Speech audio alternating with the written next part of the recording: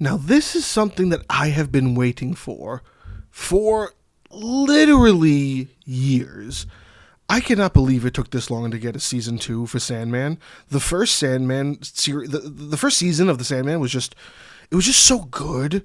And after that, like, I knew it was a comic book series. I knew it was something that was kind of very niche in a way. Like, you kind of had to know about it to know about it. And I think it was just sitting in limbo of trying to get it made into a show for years, because the guy who created it, he really didn't like any of the projects that were getting picked up for it up until a certain point. And then finally, the deal he had made with Netflix seemed to have worked out, because you got that first season, and that first season is just really good. And it's just a really sort of interesting take on, like, another realm and the other world or the afterlife and things like that. It's just very, very cool. You know what I mean? And it's not even something that's unique to this generation. The Sandman dates back to the early 90s, and I want to say even the late 80s, if I'm not mistaken, because when that comic book series came out, it was around the same time as The Crow, and just experimenting with different styles of storytelling that wasn't just Ninja Turtles or Captain America. It was just different, and it was something unique. And after I watched that first season, I then went and I did the audiobooks and the comics, and they all just match up so well. And that first season really did a great job at taking a lot from the source material and creating the show it made. Now, the biggest problem is that this is going to be the last season, which annoys the crap out of me, but I do get it. The guy who created it, Neil Gaiman, however you say that last name, and I probably heard it the correct way before, my brain just can't process it right now, so I believe it's Neil Gaiman, but he had, I want to say it was a year ago or 2 years ago, he had a whole bunch of criminal charges brought against him for sexual misconduct, and he was under investigation, and I'm pretty sure he's still going through a tremendous amount of legal issues. That's probably one of the biggest reasons why this show kind of got put on the back burner for a long time.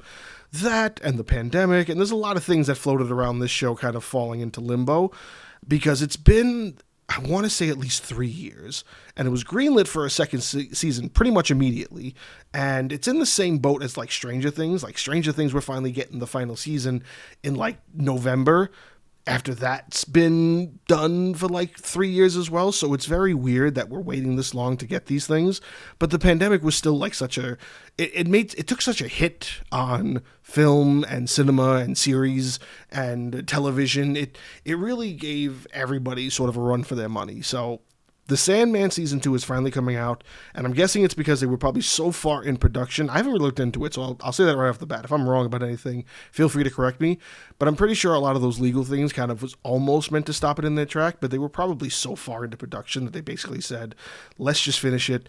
The people want it. Let's end the story, which is also very weird for Netflix, because Netflix is normally just throwing out cancellations left and right. They don't mind canceling anything, even if they left it on a cliffhanger. Even if people really enjoyed the show and it had a fan base, they're like, nah, let's get rid of it. Throw this show out. Throw this show out. Throw this show out.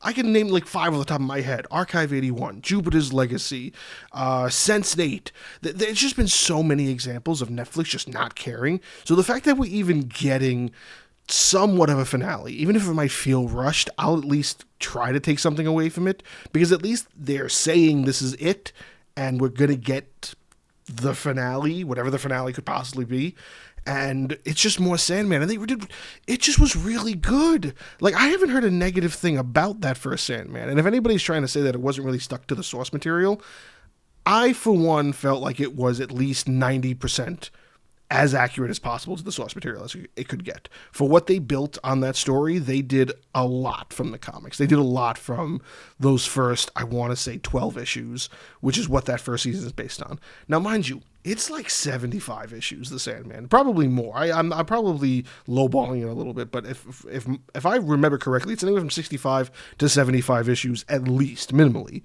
So you could have gone a couple of seasons of this, even if you wanted to, like, nick certain issues. Like, there's a whole, right after that first couple volumes that take up what the first season is, they gave you one extra episode, which is actually a comic too, of that very storyline. The whole storyline of the muse and the writer who holds her hostage and becomes this world-renowned author. And the whole connection is that she used to be in love with Sleep, and Sleep goes and saves her.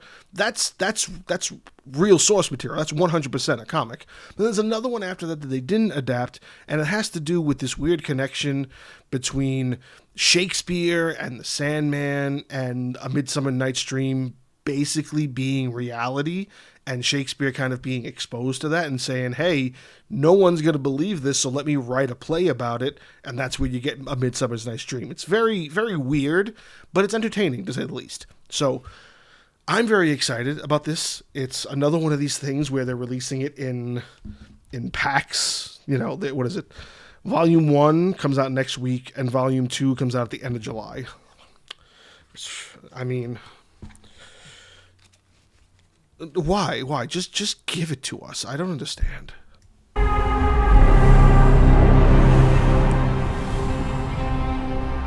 It has begun.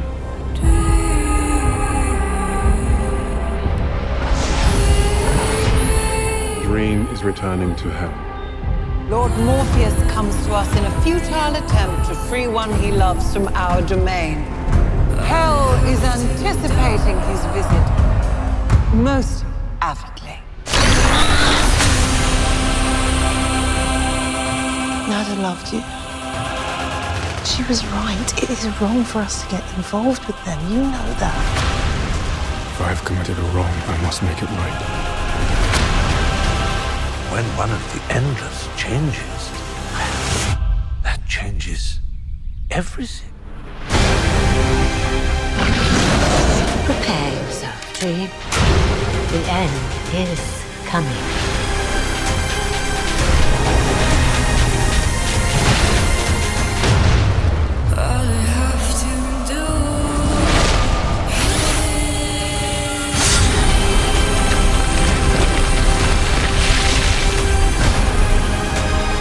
Everyone loves a good story.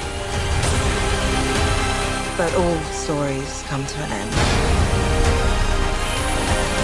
Everyone here seems to not notice or care. The world is ending. We did have some good times, didn't we? You cannot save yourself now.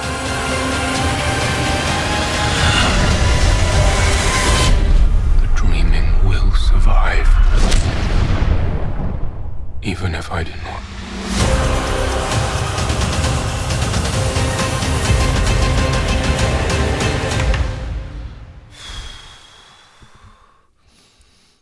Oh, that looks really good. That looks like... I wish I read more of the comics so I know where they're going with this. But what it looks like to me is that I guess they're going to have this whole apocalypse thing where it might be a passing. Now, again, I don't know the source material, so correct me if I'm wrong in the comments if you know the source material. But it looks like there's going to be some sort of passing of the Endless, of who is the representative of those sort of mythical beings in a way. They also didn't say it was the finale, which, let me make sure I'm not speaking out of turn, because I am pretty sure that this is meant to be the final season. Writing a potential second season had already begun by August 2022. Yep. Netflix confirmed they had greenlit a second season on November 2022, following rumors earlier that day from DC Comics and Gaiman that the series has been renewed. On January 31st, 2025, it was announced that the second season would be the series' final season. That just sucks, because it really could go on much longer. And I hope when it comes to what they are adapting from the source material, that they're not going to cram too many things in there. But then again, I don't know what to expect, because we're already talking about a show that is being canceled way before its time. And the only conclusion I can come to is it's because of all of the shit that Gaiman's in the middle of. And because of that, Netflix wants to do more, because I guess maybe they knew that it was successful. And it was more successful to the extent where it probably could have been the next Stranger Things, but they needed to cut ties almost immediately. And it could also be that, we're talking about 3 years of production. That's kind of crazy in my eyes. I feel like it's not that unheard of, unfortunately, because Stranger Things is a great example. There's a lot of these examples of just shows that aren't yearly anymore. And I just don't get why. Like, I don't get why some of these series that are just so, like renowned take so long. I mean, then again, I'm not a person who's behind the scenes or working in production or anything. I'm not a person in movies, but I do realize that there's something wrong with that. And this is another one that I feel like is not just wrong on how long it took to get this, but it just sucks with all the stuff that it's now attached to it because of its creator, that it feels like this is going to be the only thing we're going to get from it, and no one's going to touch it again for another decade or so. There could have been so many iterations of this by now if the creator, I remember him reading something about him because I had an idea for a video for it. So I remember looking into it slightly, but not enough to have it be something I can 100% recall. But I remember saying and seeing him make comments that a lot of people wanted to do something with his comics, and he didn't like what anybody was bringing to the table. So he said no to just about all of it until this Netflix series. So it had been decades of just saying no until something finally happened. And then, like 6 months after it finally happens, bam, he gets hit with all these legal things. And, I don't think I've really looked that deep into it as far as that angle of things, but if he's a scumbag, he's a scumbag. And it sucks because this is good. This material is just really good, and it's really entertaining, and it's really engaging for somebody like me who loves mythology and loves when there's new ways of telling a certain mythos or creating a certain atmosphere of mythology. And this is just very new to me. And it might not be new to a lot of people who kind of grew up with the Sandman comics and kind of have already been exposed to it.